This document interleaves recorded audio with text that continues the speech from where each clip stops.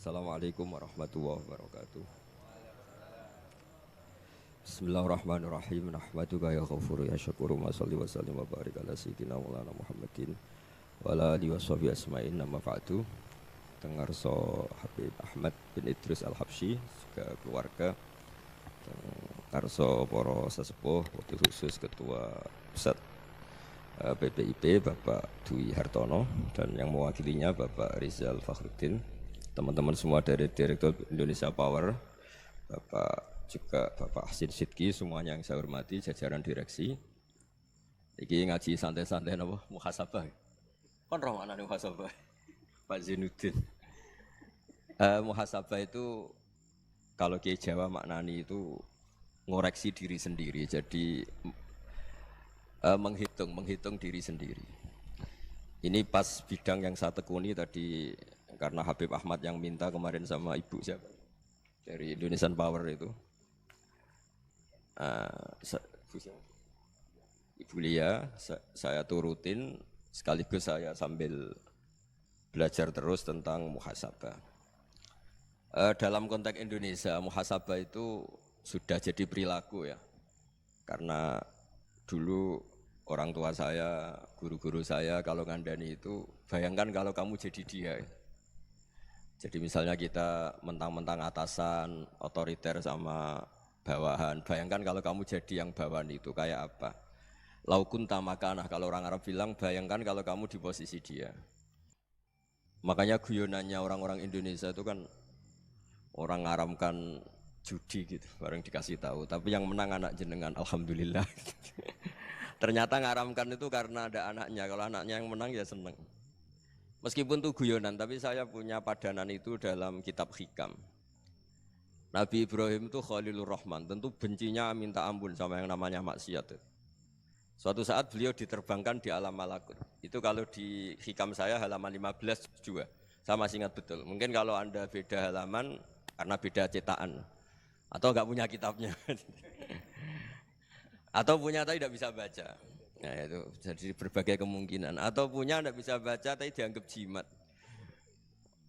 Atau digo pencitraan. Banyak itu kaji-kaji tidak bisa baca kitab tapi di ruang tamunya kitabnya besar-besar. Pencitraan itu, tapi ya bagus lah, nggak apa-apa untuk syiar.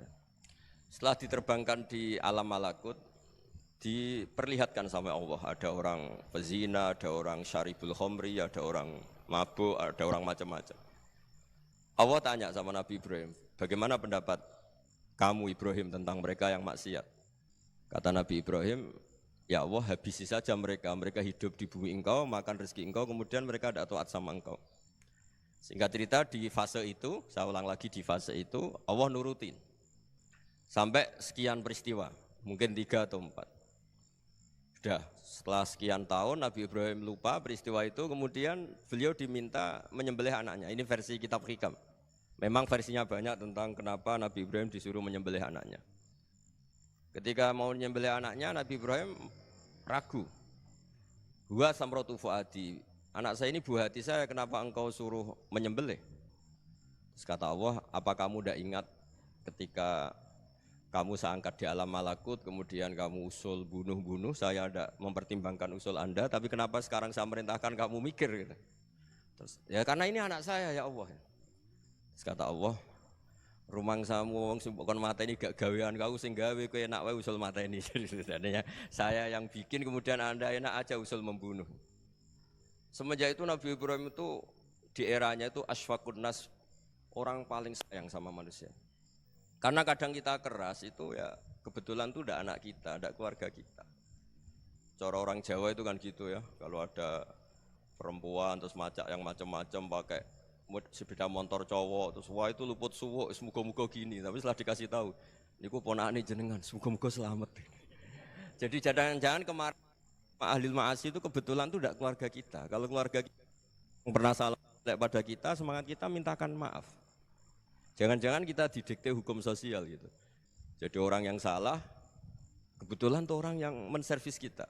Atau keluarga kita, atau orang dekat kita. Jangan-jangan semangat kita mintakan ampun. Tapi kalau sama orang lain, kebetulan musuh kita semangatnya minta itu kena adab. Nah ini yang nggak boleh dalam Islam. Islam mengajarkan niru Rasulullah SAW, Nabi itu rahmatal lil alamin. Bahkan kemarin saya ngaji virtual sama beberapa habaib, ada Habib Ali Al-Jufri dari Mesir, ya, ada Habib Alwi dari Kuitang, ada Habib Nabil Al-Musawa. Dari sekian habaib itu saya masih ingat diantaranya yang didawuhkan rahmatan lil alamin itu ketika Nabi adahu kaumuh, disakiti oleh kaumnya, dan itu mereka masih kafir semua. Itu mereka dapat doanya Nabi, Allahumma hdi qaumi fa innahum la ya'lamun. Kayak apa baiknya Nabi, orang yang menyakiti, yang melukai, tapi Nabi masih berdoa, Allahumma hdi qaumi fa innahum la ya'lamun. Sayyidina Umar dapat doanya Nabi itu yakhina kana kafiran, ketika masih kafir didoakan. Allahumma aizzal Islam bi Umar. Itu ketika masih kafir.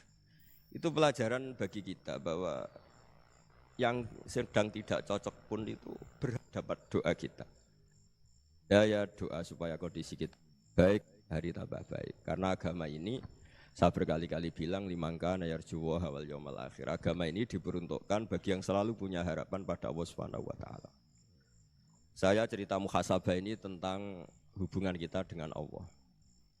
Di Indonesia itu banyak orang fasik, banyak orang nakal. Ya di mana-mana orang nakal itu ya mayoritas wa aksaruhum fasikun. Tapi berkahnya harapan. Mungkin saya kira nakal sok benda, mungkin saya kira sholat sok ben sholat, mungkin sekarang belum sakhok, belum dermawan, suatu saat dermawan. Barokahnya itu kefasikan ini dianggap sementara, sedang fasik, sedang tidak benar. Karena kiai-kiai kita, para guru-guru kita, para habaib utamanya itu mesti bilang semoga husnul khotimah. Nah barokahnya doa itu semoga husnul khotimah itu menjadikan satu pola sosial. Yang sedang fasik ini masih diharapkan jadi lebih baik, jadi lebih.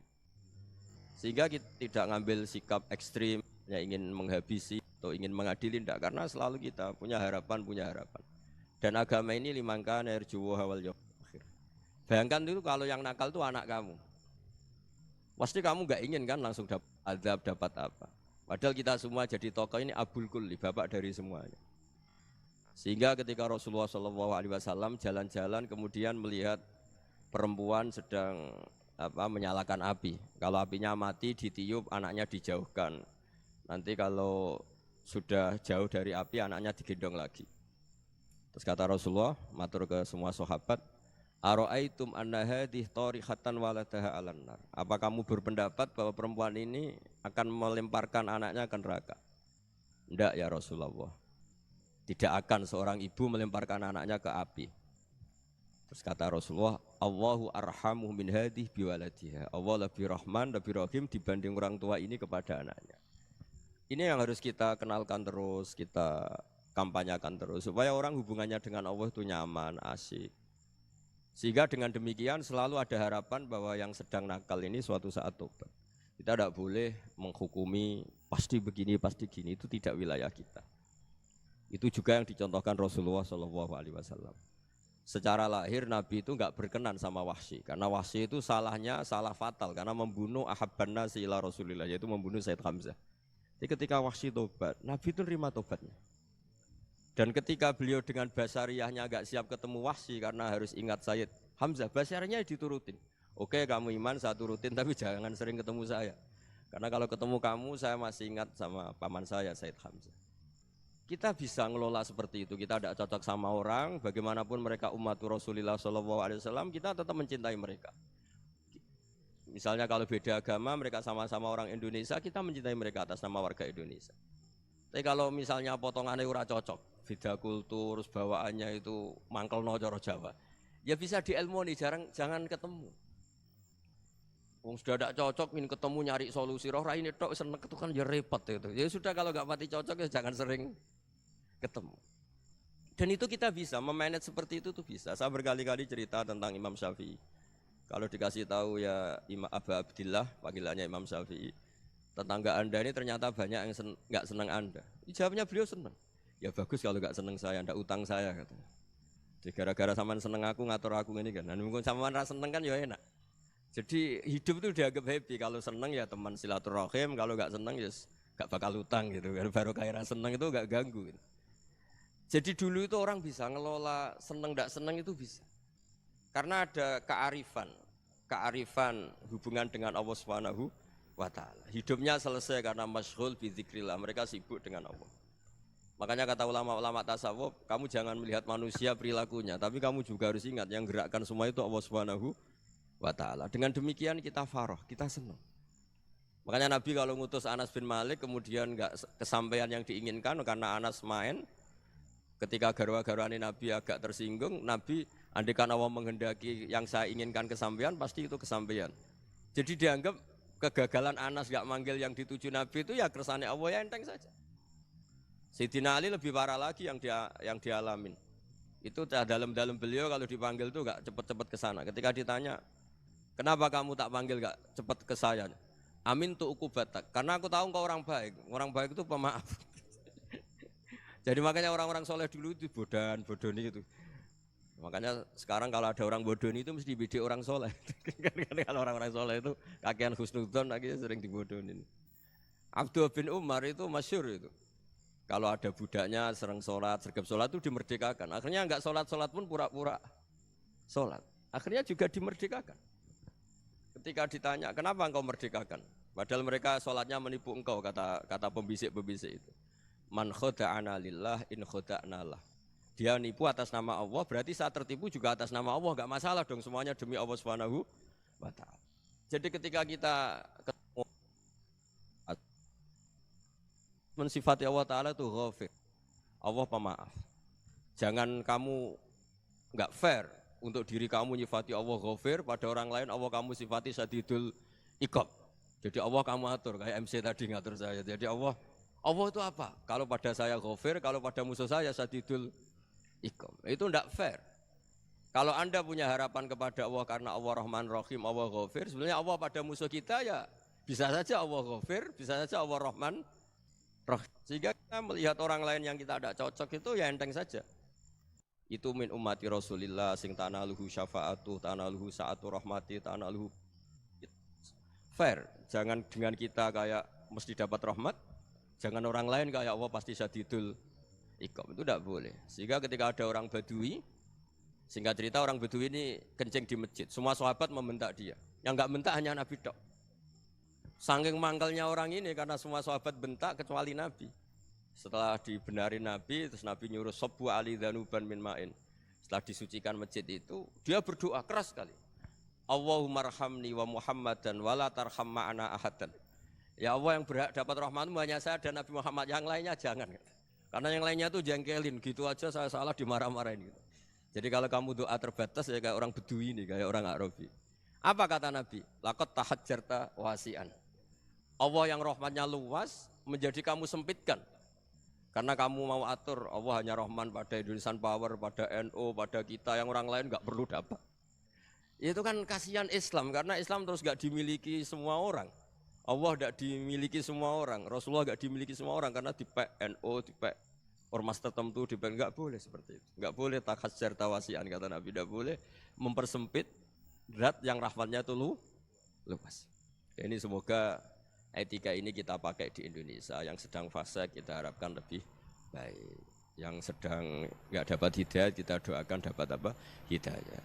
Masyhur kan, makanya tadi saya mohon sama Habib Ali supaya Habib Ahmad supaya tetap mahalul qiyam, tabaruk sama Habib Ali. Di antara doa-doa di Simtuduror masyhur itu antuqabilal mudhniba minnah bil ghufran wal musi'ah bil ihsan. Jadi harapannya para habaib, para orang-orang baik dulu ya, semoga yang dosa itu dimaafkan, yang sedang salah dibuka, bikin lebih baik.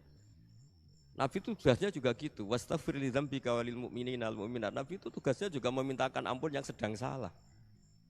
Nah, ini cobalah jadi etika kita, muhasabah kita. Jadi muhasabah itu cara berpikir kita set, kita pikir ulang. Ternyata semangatnya seorang nabi itu wastaghfir li dzambika walil mu'minun. Semangatnya itu memintakan ampun. Orang ahli tafsir tahu semua kalau Nabi itu tidak mungkin dosa. Jadi itu khitabun lin Nabi wa urida bihi ummatu, itu khitab Nabi, tapi yang dimaksud itu umatnya, karena Nabi tidak akan mengalami dzambun, tidak akan mengalami dosa. Sekarang enggak, kadang-kadang kita ini kalau orang lain salah itu semangat. Kalau di perusahaan ada teman salah, apalagi pimpinan salah itu seneng. Barokahnya salah bisa ganti kan gitu. Jadi kalau mungkin di dunia tokoh juga gitu, barokahnya ada tokoh salah, kita yang jadi populer sendiri, tidak boleh seperti itu. Kita harus salimus sodri di jami'il muslimin. Jadi ini harus dilatih. Saya tadi matur sama Habib Ahmad, latihan kita jadi hidup. Nabi itu kalau resep jadi wali itu kata Nabi gampang. Kata Nabi kalau kamu ingin disenangin Allah, ya sudah. Kalau kamu asbahta, amseta gini-gini, perasaan kamu kata Nabi jangan punya perasaan ghil sama orang muslimin. Itu sudah wadzalika min sunnati. Makanya Nabi ngendikan la yablughni ahadun an ahadin syai'an. Ada yang baca la yuballighni ahadun an ahadin syai'an. Seseorang jangan melaporkan ke saya tentang salahnya yang lain. Fa inni akhruju ilaikum wa ana salimus sadri. Karena saya ingin ketemu sampean semua dalam keadaan salimus sadri, tidak punya perasaan apa-apa. Karena kalau nurutin pembisik, nurutin informasi itu ya repot. Karena orang pasti sepihak. Ada kiai yang top, datang ke kampung-kampung ning desa-desa. Kata yang seneng itu punya akhlak. Wah itu bagus orang besar datang ke kampung-kampung. Kata yang enggak seneng, oh itu jobnya kayak kecil kok diambil, itu kan ya kasihan itu kan sudut pandang. Makanya saya sering bilang akal kita ini cukup untuk mentasdik Rasulullah Shallallahu Alaihi Wasallam. Meskipun perasaan kita kadang orang Jawa itu beda. Saya berkali-kali bilang sama peneliti dari Jogja, kenapa sih Gus para nabi itu kok poligami istrinya banyak? Nabi Dawud katanya itu berapa? Nabi Sulaiman malah jumlahnya agak terbatas ini. Nabi Muhammad itu paling sedikit. Saya tanya gini, perempuan itu orang lemah, jadi kalau nolong orang satu gimana baik, kalau nolong orang dua ya lebih baik, ya sudah kira-kira seperti itu. Paling tidak akal kita masih tahu kalau orang baik, itu kan mesti baik. Nolong orang satu baik, nolong orang dua ya lebih baik, nolong orang tiga lebih baik. Tapi kalau kamu orang nggak baik, satu saja kamu terlantarin, kamu miskinkan, kamu ya tinggal diukur kan. Kalau orang baik, nambah baik. Tapi kalau orang buruk, tambah buruk. Nah itu akal. Akal kita bisa menganalisis kenapa sih nikah itu ada yang poligami, ada yang enggak. Ya sudah, ukur saja diri kamu. Misalnya kayak saya elek keriting, rabi terus. Memperbanyak wong elek. Orang perilaku tok raine dadi elek kabeh. Gitu. Tapi nak kowe ku ganteng, alim, ganteng, sugih. Anake ganteng-ganteng, berhubung kowe saleh ahli swarga kabeh. Mertua yo bangga karena karir kamu meyakinkan. Ini mertua kamu aja enggak bangga mau nambah. Ipar gak bangga, mertua gak bangga, desa kamu yang kamu wayai juga gak. Beda dengan Nabi ketika nikah Juwairiyah itu gak ada pernikahan sebarokah Nabi dengan Juwairiyah itu Azharu Rasulillah. Di situ habis perang banyak tawanan gara-gara jadi besanya Nabi langsung dibebaskan semua karena Azharu Rasulillah. Sekarang besanya Kanjeng Nabi. Dulu Abu Sufyan mangkelnya bukan main sama Nabi. Gara-gara putrinya dinikah terus langsung jadi. Kalau kamu kan enggak, nikah satu, nikah lagi, satu kampung musuh kamu. Karena istri pertama ya cemburu, yang kedua agak bangga. Wah itu selesai itu. Di dunia wal akhirah. Maksud saya, nganalisis Islam itu harus pakai akal. Dan akal yang dipakai, ini saya bawa ke kitab Ihya, adalah pikiran-pikiran para ulama. Makanya ketika Imam Ghazali ketika ditanya, fakaifa bi muslimin fasikin asawwaha fi jami'i amri. Kalau kalian ketemu orang fasik, orang Islam tapi fasik, perilakunya enggak ada yang benar. Kata Imam Ghazali jawabnya lucu, aneh. Ma min muslimin illa wa islamuhu ta'ah. Enggak ada orang Islam kecuali dia mau Islam, membenarkan Allah dan Rasul itu sudah taatnya dia. Kok kamu enggak bisa melihat taatnya dia? Dia pikirannya kan ini pemabuk, ini tukang apa. Tapi kata Imam Ghazali, sebenarnya kamu masih bisa berpikir positif. Ma min muslimin illa wa islamuhu ta'ah. Tidak ada seseorang Islam ketika dia milih Islam itu pasti ada taatnya, yaitu tasdik pada Allah dan tasdik kepada Rasulullah Shallallahu Alaihi Wasallam. Jadi dengan pola seperti itu, maka di antara guru-guru kita yang modern ya di era Mbah Maimun, di sini ada Habib Ahmad, Habib Salim, syair yang sering dibaca beliau adalah ada orang munajat sama Allah, ini cerita munajat. Itu orang itu ngendikan gini, ana mutnibun, ana mukhtiun, ana asi, huwa rahimun, huwa ghafirun, huwa afi. Ya Allah, saya mukhti, saya orang yang salah. Ana mutnib, saya orang yang dosa. Ana asin, saya sering maksiat. Tapi engkau ya Allah, engkau ghafir, pemaaf. Engkau rahim, maha pengasih. Engkau afin, yang mudah memaafkan. Kata orang ini, ya agak kurang ajar, tapi saking senengnya sama Allah. Qobal tuhunna salasatan bisalasati. Ya gini saja ya Allah, sifat engkau diadu dengan sifat saya. Engkau Tuhan, Gusti, enggak boleh kalah katanya. Terus wasatahliban ausofu ausofi, dan engkau pasti pemenangnya gitu. Jadi ada orang rayu Allah dengan cara seperti itu ya ada ya. Saya ini manusia, salah saya banyak. Engkau ampunannya banyak. Engkau Tuhan, Gusti, enggak boleh ampunan Anda, ampunan engkau kalah dengan salah saya. Enggak boleh Tuhan kok kalah. Jadi untuk supaya orang punya harapan gitu. Banyak juga wali-wali yang jadab ketika datang ke makam Rasulullah SAW. Itu kalau dongo ya agak kacau sebetulnya, cara syariat agak kacau. Ya Allah, engkau punya dua pilihan. Jika engkau menjadikan saya soleh, surah habibuk, yang senang kekasihmu, yaitu Rasulullah SAW. Tapi jika engkau menjadikan saya fasik, surah adubuk, yang senang itu setan. Monggo jenengan mau menyenangkan kekasih jenengan, mau menyenangkan musuh jenengan, monggo. Jenengan bebas kok memilih. Mestinya Allah ya senang menyenangkan kekasihnya. Jadi ya, intinya Allah dipaksa untuk menjadikan dia orang soleh gitu. Jadi kayak kemarin itu Pak Gus siapa yang kesini itu, yang sama jenengan kuliah kesini itu sama Habib Ahmad. Saya pertama nggak mau, lama-lama Habib Ahmad. Ini gimana Gus? Orang tahunya saya dekat jenengan, kalau nggak kasih saya malu. Waduh, ini kayak doanya wali yang tadi. Nggak punya pilihan, nggak ada pilihan. Jadi saya mohon muhasabah itu dimulai cara berpikir. Makanya di sini sebetulnya teks ini supaya dapat barokahnya Ihya, ini kitab yang disenangi para habaib, para ulama. Sebetulnya teks di muhasabah itu redaksinya gini ya, yang lengkap. Hasibu anfusakum qabla an tuhasabu wa zinuha qabla an tuzanu wa tahayya'u lil ardil akbar. Jadi ada kata wazinu, jadi ukur. Perilaku Anda ini diukur, ditakar. Misalnya kita sebagai suami kan ya punya hal-hal yang kita tidak ideal. Corong Jawa mesti pesek, cara rezeki ya pas-pasan. Dan kita juga kalau makanya agak boleh tanya istri begini, apa saya cinta pertama Anda? Pasti Anda kecewa. Orang jadi istri hanya korban terakhir gitu. Sudah. Karena orang kalau ngelamar kemana-mana gak jadi, yang jadi istri itu pasti korban terakhir gitu. Jarang istri pilihan pertama, jarang. Ayo semua yang nikah. Rata-rata itu pilihan Anda pertama Pak, dari sekian ditolak di mana-mana terus. Ya perempuan terakhir. Kamu juga korban terakhir gitu. Itu wali-wali dulu kalau ngandani kita itu sederhana. Antal ini masyhur diceritakan Habib Zain bin Semit dalam kitab Al-Manhajus Sawi. Anta lam tajid min nafsika kullama turid. Fa kaifa turidu min ghairika kullama turid. Kamu yang ingin ideal saja, kamu tidak menemukan pada diri kamu untuk menjadi ideal. Kamu kan ingin ganteng, ingin punya uang banyak, ingin perilaku Anda sempurna. Anda saja yang punya keinginan tidak bisa mewujudkan keinginan Anda sendiri. Fa kaifa turidu min ghairika ma turid. Jadi anta lam tajid min nafsika kullama turid. Fa kaifa turidu min ghairika kullama turid. Kamu yang punya keinginan saja. Misalnya saya ingin punya uang banyak, perilaku saya selalu benar, enggak pernah salah. Loh, saya yang ingin saja dengan diri saya enggak bisa untuk benar terus. Kok kamu berharap orang lain selalu benar? Jadi anta lam tajid ya sama. Kalau kamu menuntut istri kamu itu ramah, neriman, apa kamu neriman sama wajah istri Anda gitu? Engko ya pola ning dindi jajaki sana jajaki sini, kamu sendiri ndak kona apa. Jadi itu nasihat yang luar biasa. Anta lam tajid min nafsika kullama turid, fa kaifa turidu min ghairika kullama turid. Kamu mau menghormati semua orang, enggak mau kan? Kemudian Anda berharap semua orang menghormati kamu.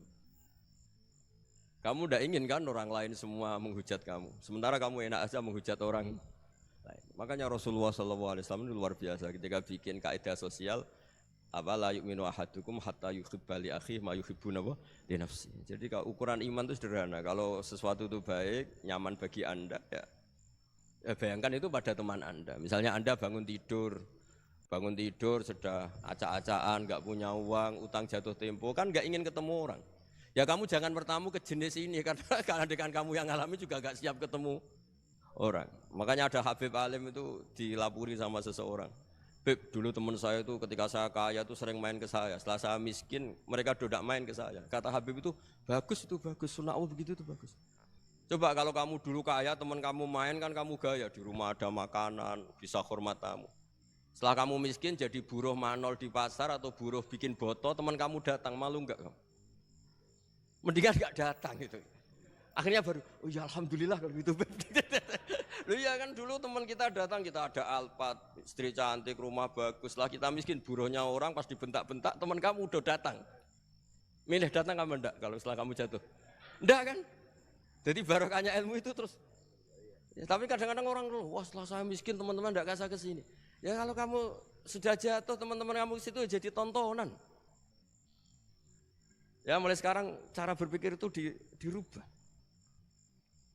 Dulu yang namanya kiai itu kalau diundang orang itu ya agak-agak senang. Semenjak saya itu agak rubah. Ngundang kiai, ngatur kiai itu tak haram-haramkan ya ada lumayan lah sekarang itu sudah mulai agak beretika. Dulu itu ngundang tuh tanggalnya ditentukan, jamnya ditentukan. Enggak mikir apa kiai saat itu nganggur, enggak. Punya wadifah, enggak. Dia milih tanggal yang dia nganggur, enggak mikir pas itu kiainya nganggur apa, enggak. Ya saya hanya cerita aja, kamu tersinggung ya monggo, boten nggih monggo itu kan.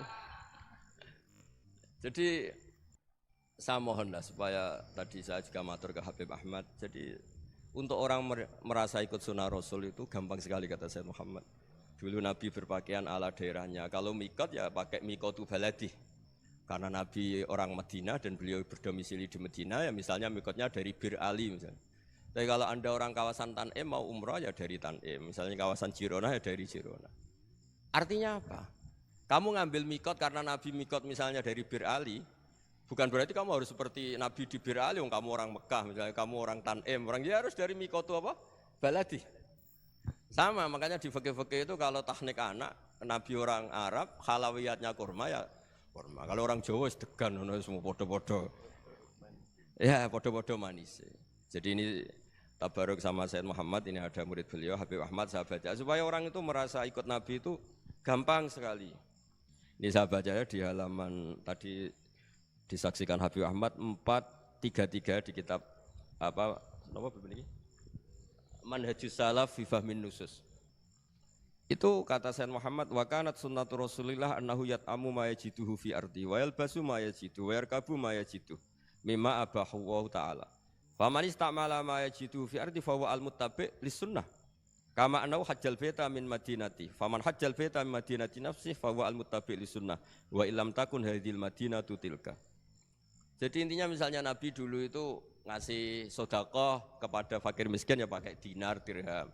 Ya kalau orang misalnya sodakoh pakai rupiah ya sudah ikut sunnah Nabi. Jangan, lu Nabi pakai dinar loh, kamu kok pakai rupiah. Dulu dinarnya Nabi udah ada tulisannya Bank Indonesia, kamu ada tulisannya Bank.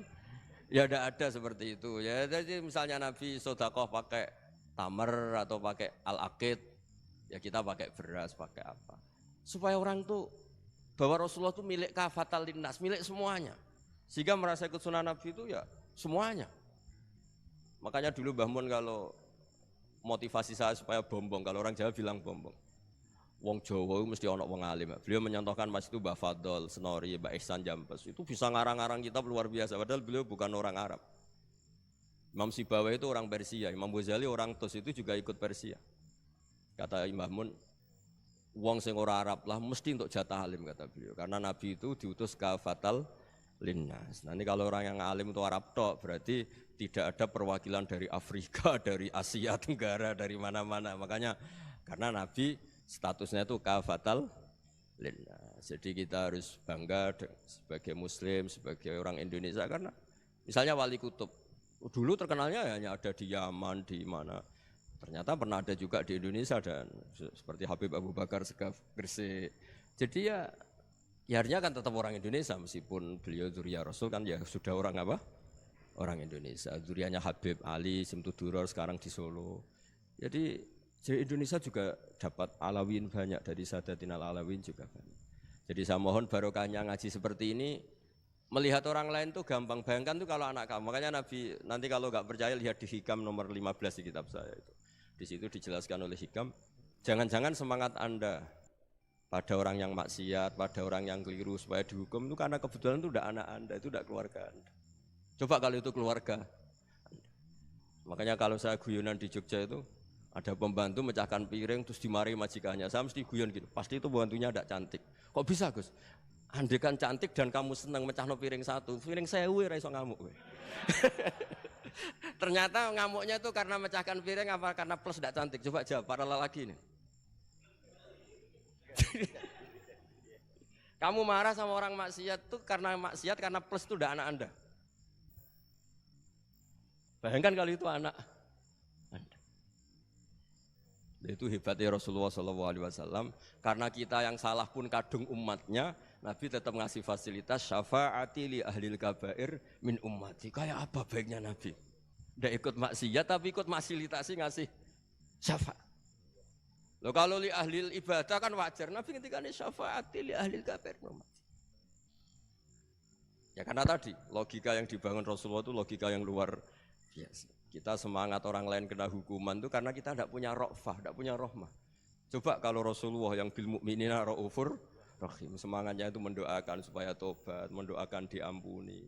Dan itu juga yang diperintahkan oleh Allah Subhanahu wa taala, wastaghfir li dzambika walil mu'minina wal mu'minat. Ya semoga barokahnya ngaji ini, barokahnya Habib Ahmad, barokahnya Maulid Simtud Duror, barokahnya semua kitab madaih, tiba berjanji semuanya, barokahnya Ikhya, barokahnya Said Muhammad, barokahnya guru kita semua, Mbah Maimun, bapak saya. Kita ini ngikuti manhaj, ya, ngikuti apa? Manhaj. Saya sering didhawuhi Mbah Mun, kenapa ihdinas siratal mustaqim bukan siratoka, bukan jalan engkau ya Allah? Karena Allah itu enggak bisa kamu tiru. Allah itu tidak tidur, tidak makan, tidak kesel, tidak capek. Yang bisa ditiru itu siratal ladzina an'amta alaihim. Yang bisa ditiru manusia ya niru manusia. Karena Allah itu tidak bisa ditiru, makanya ihdinas siratal mustaqim siratal ladzina. Dan niru siapa? Niru guru-guru kita. Termasuk niru cara pandang. Jadi misalnya ada orang awam di rumah itu hanya delok reng, delok tikus liwat, itu kan kayak nganggur. Kok ora tahajud malah mendelok reng. Melihatnya jangan gitu. Huwa tarokal ma'asiyah. Dia di rumahnya tidak dugem, tidak kemana-mana. Dia berarti malam itu tarkul ma'asi. Tidak nyopet, tidak garong, tidak ke tempat maksiat. Susahnya apa sih husnudzon? Jadi jangan lihat huwa tarkut tahajud, huwa tarokat tahajud, wa taroka qiyamal lail. Oke ya, namanya orang begitu ya tidak tahajud, tidak qiyamul lail. Tapi susahnya apa sih kamu bilang huwa tarokal ma'asiyah? Dia juga meninggalkan maksiat. Dan tarkul maksiat itu ibadah. Supaya orang tuh gampang lah husnudzon sama orang muslim. Ini orang mukmin, orang yang luar biasa. Di mata Allah itu orang yang luar biasa. Kayak tadi Imam Ghazali, kalau saya ketemu orang muslim kemudian dia tidak pernah baik, gimana? Kata Imam Ghazali, ma min muslimin illa wa islamuhu ta'ah. Tidak ada orang Islam ketika dia mentasdihkan Allah dan Rasulullah, berarti dia juga punya taat. Ya ini latihan saja, sing iso nglakoni Habib Ahmad kula namung cerita mawon. Kula cerita secara akademik, saya punya kitab, saya baca, dan alhamdulillah kita faham barokahnya para guru, dan supaya terbiasalah sebaik-baiknya ibadah husnudzonni billah wa husnudzonni bil mu'minin. Soal tidak cocok ya diilmoni tadi ya, namanya enggak cocok ya jangan sering ketemu. Seperti Rasulullah SAW, beliau karena sangat mencintai Sayyid Hamzah, ketemu orang yang pernah begitu sama Sayyid Hamzah ya beliau secara basyariah tidak siap. Tapi beliau secara cara bahasa sekarang, secara profesional, kalau beliau seorang nabi dan harus menerima tobatnya siapapun ya diterima. Saya meskipun dengan A, B gak cocok karena dia begini-begini sama saya, tapi saya ingat dia sholat, dia baca sholawat, dia mencintai Rasulullah. Ya kita hormat. Ya soal gak cocok ya di manage tadi ya. Zuruhiban tasdid huban, kalau gak pati cocok ya jangan sering ketemu bawaannya enak nanti. Ya semuanya itu diilmoni lah. Makanya ngendikane Ma'ruf Al-Qurhi ada yang baca Al-Kharki, mangqala fil yaumi salasa marrat aw marham ummata Muhammad kutiba minal abdal. Karena semangat mencintai siapapun satu hari sering baca marham ummata Muhammad, wa aslih ummata Muhammad, wa tajawaz an ummati Muhammad. Itu mesti kutiba minal abdal. Dia pasti termasuk wali abdal. Maksudnya semangat mencintai. Ya dilatih lah. Misalnya Indonesia Power atau PLN, andai kan tidak ada PLN tuh kayak apa? Orang nggak bisa ngaji, tidak bisa aktivitas, ya barokahnya ada PLN, barokahnya jasanya. Kita sadar, tidak semua kebaikan kita ini memenuhi keinginan orang banyak. Gitu. Orang banyak ingin listrik, ingin saluran apa, dan itu kadang yang mewujudkan orang lain atau kelompok lain. Ya karena itu manfaat ke orang lain ya kita doakan. Karena khairun nas anfa'uhum linnas. Sehingga kita terbiasalah ngakui orang lain. Seperti semangatnya Rasulullah SAW, semuanya itu didoakan, semuanya diinginkan kebaikannya. Bahkan Nabi gak putus asa sampai di akhirat. Ketika Nabi lain sudah putus asa karena sudah akhirat, sampai dimintai syafaat semuanya bilang nafsi, nafsi. Karena merasa semuanya enggak punya nyali di depan Allah. Karena ini sudah akhirat, sudah finish. Tapi apa Rasulullah? Analah. Ya sudah, saya sanggup mensyafaati kalian.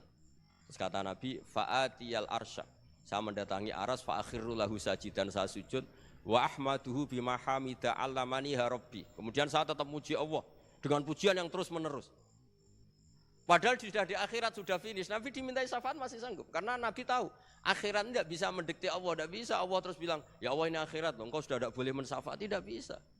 Allah tidak bisa diganggu akhirat, Allah tidak boleh dibatalkan rahmannya oleh akhirat. Allah tetap Rahman Rahim abadal abad. Dan Nabi tahu itu. Makanya kata para ulama, fa Muhammadun Ahmadu min ghairihi. Jadi Nabi Muhammad namanya dua yang terkenal. Sebenarnya banyak yang terkenal dua, Muhammad sama Ahmad. Ketika Nabi punya nyali memuji Allah di akhirat atau sudah di akhirat, itu fa Muhammadun Ahmadu min ghairihi. Ketika Nabi lain sudah tidak punya nyali muji Allah karena sudah akhirat, Nabi Muhammad tetap berani muji Allah di saat seperti itu. Makanya Ahmadu di situ kata ulama itu af'al tafdil, fa Muhammadun Ahmadu min ghairihi. Kanjeng Nabi lebih memuji Allah di saat yang Nabi lain sudah tidak punya nyali untuk memuji Allah di saat itu. Makanya kata Nabi fa akhiru lahu sajidan wa ahmadhu bimahamida allamaniha rabbi. Akhirnya setelah lama gitu terus Allah ngendikan ya Muhammad irfa' ra'sak wasal tu'tah wasfa' tusyaffa. Sudah Muhammad, angkat kepala kamu minta apa saat turutin, dan kalau kamu ingin mensyafaati umatmu saya beri hak napa? Syafaat. Semoga semangat itu juga menjadikan kita munajat bahwa rahmat Allah tidak terbatas, harapan juga tidak terbatas. Mungkin yang sedang nakal kita katakan sedang, jangan terus kamu pastikan wah ini mesti suul khotimah, mesti tidak orang baik. Tidak, agama ini liman kana yarjuwa wal yaumal akhir, selalu bagi yang punya harapan. Ya, mugi-mugi dapat barokah semua. Mantu dengan kata wassalamualaikum warahmatullahi wabarakatuh. Yang pertama dari Ketua DKM Masjid Raudhatul Jannah PLTGU Grati, Gus. Yang pertama yaitu Allah Subhanahu wa taala berfirman di dalam surat Kahfi ayat 110, Qul innama ana basyarum mislukum yuha ilayya annama ilahukum ilahu wahid faman kana yarju liqa'a rabbi falyamal amalan shalihan wa la yusyrik bi ibadati rabbih ahada. Yang artinya katakanlah Muhammad, sesungguhnya aku ini hanya seorang manusia seperti kamu yang telah menerima wahyu bahwa sesungguhnya Tuhan kamu adalah Tuhan yang Maha Esa. Maka barang siapa mengharap pertemuan dengan Tuhannya, maka hendaklah ia mengerjakan kebajikan dan janganlah dia menyekutukan dengan sesuatu pun dalam beribadah kepada Tuhannya. Di sini barang siapa ingin bertemu dengan Tuhannya, maka hendaklah melakukan kebajikan dan jangan menyekutukan dengan sesuatu apapun dalam beribadah. Yang dimaksud di sini bertemu dengan Tuhan itu seperti apa?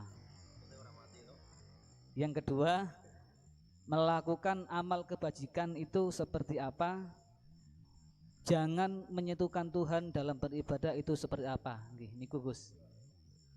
Satu pertanyaan Gus. Satu pertanyaan ada 3 kategori. Ngapunten Gus. Bismillahirrahmanirrahim. Pertanyaan itu bagus sekali karena hal yang sama dialami Rasulullah SAW. Jadi ketika Nabi ngendikan man ahabba liqa Allah ahabba Allahu liqa'ah.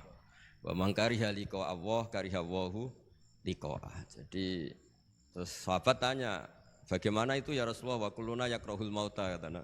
Siapa yang senang ketemu Allah, wah senang ketemu dia. Siapa yang enggak senang ketemu Allah, wah juga enggak suka ketemu dia. Dan sahabat ya manusia ya, zaman itu ya iskal ya. Tapi semua kita ini enggak siap mati. Jadi kalau ketemu Allah itu pikirannya orang itu ya mati. Nah, yang tanya enggak siap juga kan kalau mati. Terus Nabi memberi penjelasan, tidak ada orang muslim, orang mukmin kecuali sebelum mati itu yang calon ahli surga itu diperlihatkan surganya. Jadi mamin ahadin ilka waqad alima maq'adahu minal jannah awinnar. Ketika melihat surga yang sudah gemah ripah, sudah luar biasa. Mungkin kalau para cowok yang bayangkan bidadari banyak, cantik-cantik, gak minta belanja. Ning donya wis elek jaluk aneh-aneh kan ruwet. Nah, itu terus langsung seneng pengen ning swarga. Jadi kalau ada orang mati kok tidak semangat, berarti belum dipertontonkan surga. Nah, ketika dipertontonkan surga kan sudah tidak ada kerja, tidak ada atasan, tidak ada bawahan, tidak ada istri cerewet, tidak ada teman bodoni, pokoknya di surga itu kan enak semua. Nah, terus seneng. Lah kira-kira liqa Allah ya seperti itu. Ketemu Allah itu artinya ketemu ridhonya, ketemu kebaikannya. Itu resep pertama tentu tidak boleh syirik. Syirik itu menganggap ada kekuatan lain setara dengan kekuatan Allah. Jadi kalau orang tawasul sama nabi, sama wali, sama habaib itu tidak syirik, itu kan tetap Allah itu punya kekuasaan mutlak. Kita ini butuh orang dekat, bukan mensetarakan orang dekat ini sama Allah Subhanahu wa ta'ala. Itu jelas tidak ada orang Islam yang punya perasaan ada kekuatan lain setara dengan kekuatannya Allah Subhanahu wa ta'ala. Makanya Nabi sudah menjamin, saya tidak pernah takut kalian melakukan syirik, karena siapapun yang punya iman pasti tidak akan mensetarakan yang lainnya sama dengan Allah Subhanahu wa ta'ala. Jadi makanya keyakinan ahli sunnah, keyakinan guru-guru kita, wasilah itu tidak termasuk apa? Syirik. Karena ya di hatinya sama sekali gak ada hukum penyetaraan. Maknanya syirik, tasyrik itu kan mencetarakan. Jadi itu penting dicatat ya, supaya kita clear, tidak ada perasaan seperti itu. Nah caranya ada syirik gimana ya tadi? Dielmoni lah, dielmoni. Misalnya kamu senang seseorang, di kuburan ya sendiri, ketemu hisab ya sendiri, apa-apa sendiri. Misalnya kita dicintai banyak orang, ketika di kuburan ya dibiarkan sendiri. Misalnya munamuni seneng Gus Pak, misalnya aku mati baru ditinggal. Nah, ya kan sama aja, baru dipendem gitu. Makanya guyonannya sahabat itu guyon tapi masuk akal itu. Ketika Rasulullah wafat itu semua sahabat dilupakan kali itu Rasulullah, sehingga berani mengubur. Lupa semua. Setelah datang, pulang semua ketemu Sayyidah Fatimah. Ya Anas, kamu tadi ikut cara basa Jawa mengubur Nabi. Wah, terus diingatkan sama Fatimah, kamu teganya, kamu semua mengklaim mencintai Nabi, kenapa taksu alaihi turab?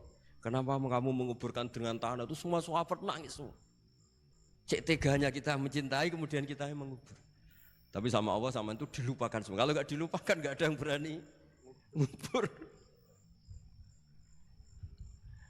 Ya jadi saya ulang lagi ya, jadi mencintai Allah itu gampang kok, karena Allah baik, reputasinya baik. Makanya masyhur kan Nabi Dawud didawi Allah, Habibni ila ibadi.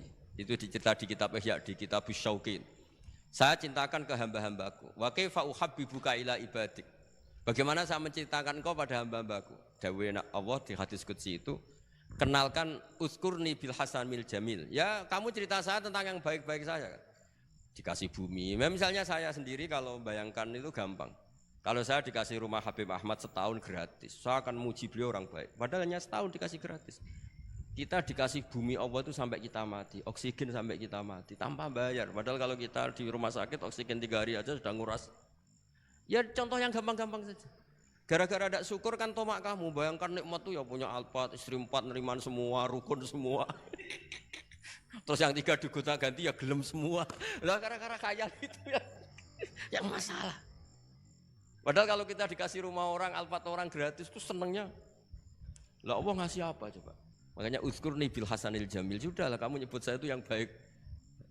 Fa innahum la yadhkuruni ilal jamil, kata Allah di hadis qudsi itu. Mereka ingat saya itu juga yang baik.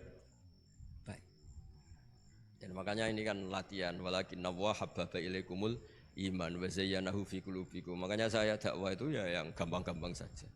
Ya semuanya Islam ilmu swarga. Ya memang dawuh Nabi gitu, mangqala lil dakhalal jannah. Lah kita gara-gara khawatir dasar hati cilik, mangqala la ilaha illallah gak dakhalal jannah sik. Nak taate ngene matine ngene panjang sekali catatannya. Setahu saya ngapalkan hadis itu tidak ada catatannya. Mangqala la ilaha illallah dakhalal. Tahu-tahu kok sekarang banyak apa? Catatannya banyak. Ya coba artinya gini lah, kalau kamu hati cilik ya hati cilik, ngarang kitab gak apa-apa, bisarti kada wakata, tapi tetap saja itu gak dawuh Kanjeng Nabi. Ya monggo nak ikhtiyat ya monggo, tapi ya jangan terus saking ikhtiarnya terus dawuh Nabi semua dikasih catatan, kan kasihan Kanjeng Nabi, dawuh mangko lalu taqolal jannah. Ada resmi catatan ya hanya mukhlison biha qalbuh, itu resmi itu. Tapi mukhlison biha qalbuh, ikhlas yang dimaksud itu kata Ibnu Hajar Al-Asqalani itu la khaufan minas silah. Dulu orang munafik lafadzkan la ilaha illallah itu karena takut gak dianggap Islam. Zaman itu istilahnya khaufan minas silah. Tapi kalau orang Indonesia karena ada ancaman bagi yang tidak Islam, ya hampir pasti ikhlas karena gak ada takut apa coba gitu. Jadi lebih gampang gitu. Ya jadi maksudnya liqa Allah begitu. Ya pasti ikhlas. Gitu. Terus yang kedua apa tadi? Udah toh?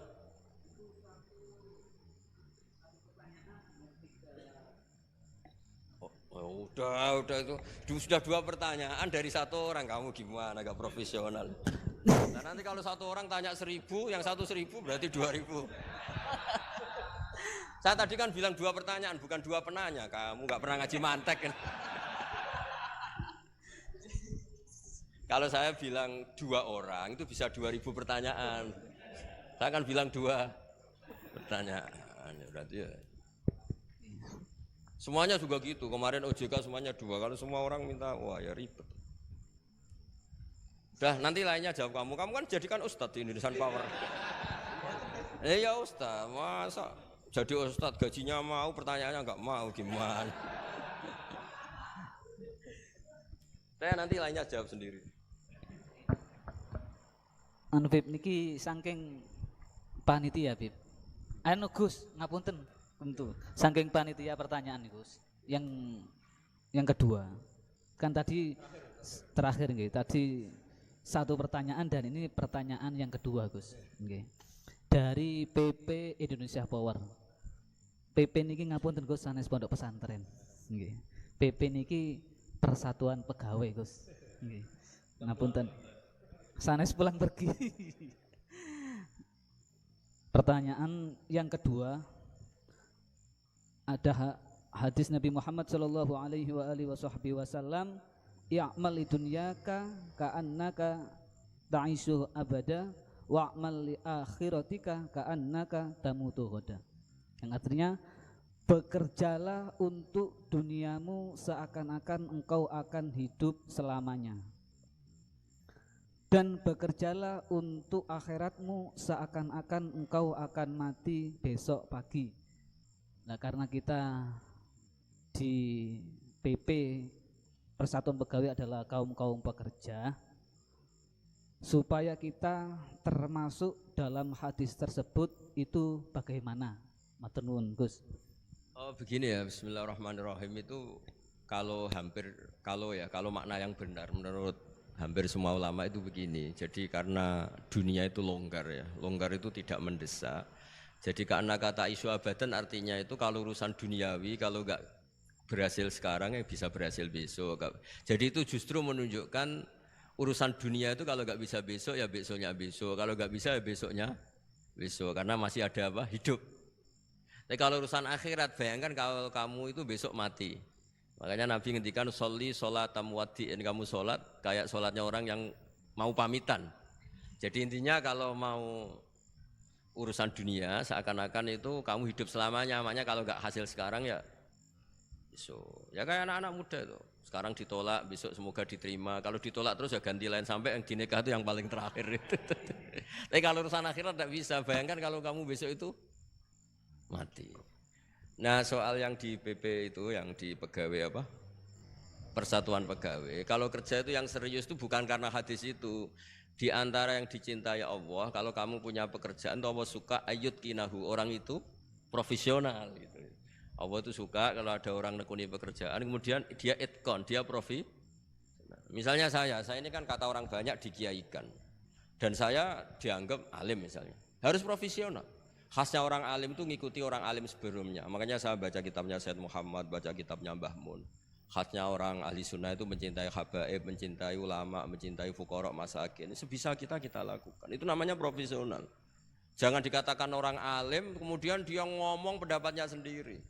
Itu tidak benar. Berarti kamu menjual pendapat kamu pada umat. Kalau dikatakan orang alim itu ya bahasa kasarnya ya menterkenalkan pendapat Allah dan Rasul, kalau boleh dibahasakan menterkenalkan hukumnya Allah dan Rasul. Caranya apa ya? Qaulul ulama. Qaulul ulama itu apa ya? Di kitab-kitab kayak Ihya, kayak kitabnya Sayyid Muhammad. Itu namanya profesional. Makanya saya ngaji di mana-mana pakai kitab. Orang percaya kita karena dianggap orang alim. Orang alim hanya orang tahu pendapatnya ulama-ulama dulu. Lah kalau kamu ngomong pendapat kamu sendiri, namanya kamu tidak menterkenalkan ulama-ulama dulu, menterkenalkan pendapat Anda sendiri. Nah itu namanya profesional, ada itkon. Itu Allah suka kalau kamu menekuni misalnya Indonesian Power, misalnya bagian PL itu, ya nekuni. Tenaga uap mana yang positif untuk negara ini, yang jangka panjang, yang terbarukan teknologi apa, yang teknologi fosil misalnya mulai harus dihentikan karena agak ya monggo, itu pokoknya apa saja yang menjadikan baik lihadil ummah itu baik, itkon ya. Allah itu suka kalau ada hambanya menekuni satu pekerjaan terus kemudian diperbaiki terus. Ya seperti saya sudah kecelok kiai ya masih belajar terus supaya umat ini dapat ilmunya ulama-ulama dulu. Jangan mentang-mentang wong desa ya bodoni yo ngantil. Mulai kulon mulai cilik nganti lahir nganti tua. Niku anggere ana wong sunat diceritani Nabi Ibrahim sunat umur 80 tahun nganggo kapak. Anggere ana wong mati ayate kullu nafsin dha'iqatul. Wah, anggere wong kawin wa min ayati itu enggak ada perkembangan. Saya itu kadang ya Allah, pepe wong desa, jadi enggak dinaikkan ilmunya. Karena kiainya mesti gitu, wis kandhane ngene wis nganten. Enggak ada perkembangan. Nah itu menurut saya Bu ya kasihan lah umat ini, umatnya Nabi itu diajak irtiqo lah, diajak naik lah. Makanya saya di mana-mana itu ngaji bawa kitab. Itu namanya itqanul amal. Mereka percaya saya karena saya dianggap tahu pendapat ulama-ulama dulu ya kitab itu saya baca, tak terkenalkan. Ya barokahnya tadi.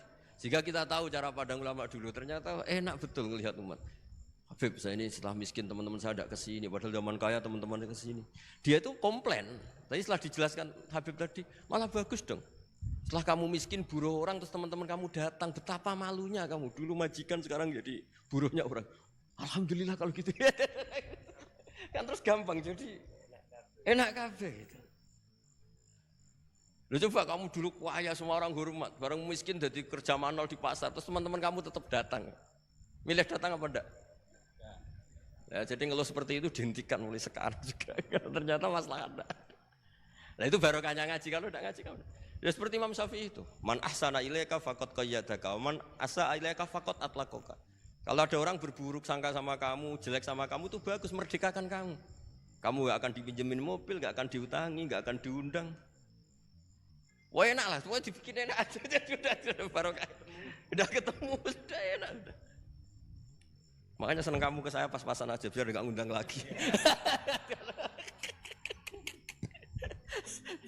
Ya intinya itu dikelola yang baik. Kalau pas baik ya teman silaturahim, teman berjuang. Gitu. Kalau pas enggak baik ya berarti enggak ganggu. Ya sudah.